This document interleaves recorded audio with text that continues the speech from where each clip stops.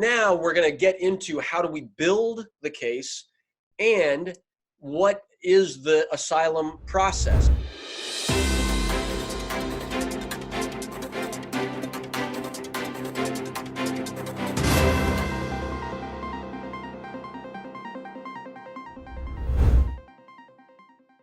The way I explain it is there are two big parts of the process. The first part is what I call pre-filing, which is our work to the process of building the case. And then the second part is post-filing.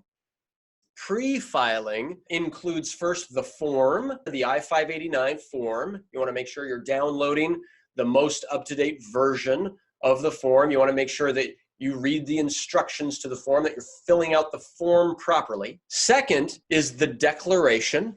You want to create a statement, a signed, under the penalty of perjury statement, explaining why your case qualifies for asylum under the laws of the U.S., under those laws that we just reviewed. You're going to want a declaration explaining each element and why you have a case. We want to talk about building up the evidence in favor of your case. Yes, you're submitting a declaration, but what evidence are there of the situation in your country? What country conditions evidence? What expert reports? What other things could we put together to show that you have a case? What evidence is there? The fourth step of the process is what I call the finishing touches. After you've got all of that stuff together, you're going to want to create a cover letter that explains to immigration what you're including in your packet and why you're eligible under the law. You're going to want to organize your packet in a coherent way, and then you're going to want to get it ready for mailing. So that's the finishing touches. And then step 5 is the final one. You submit it, the submission, you mail it out. All right. How to do that, where to address the envelope to, make sure you make a separate copy of everything you're sending to the government so you can prove exactly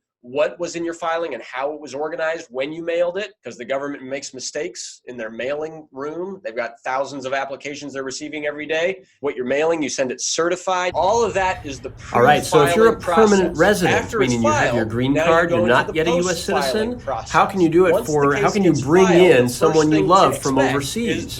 Well, unfortunately, permanent residents don't have the option of filing a fiancé visa. Only citizens do.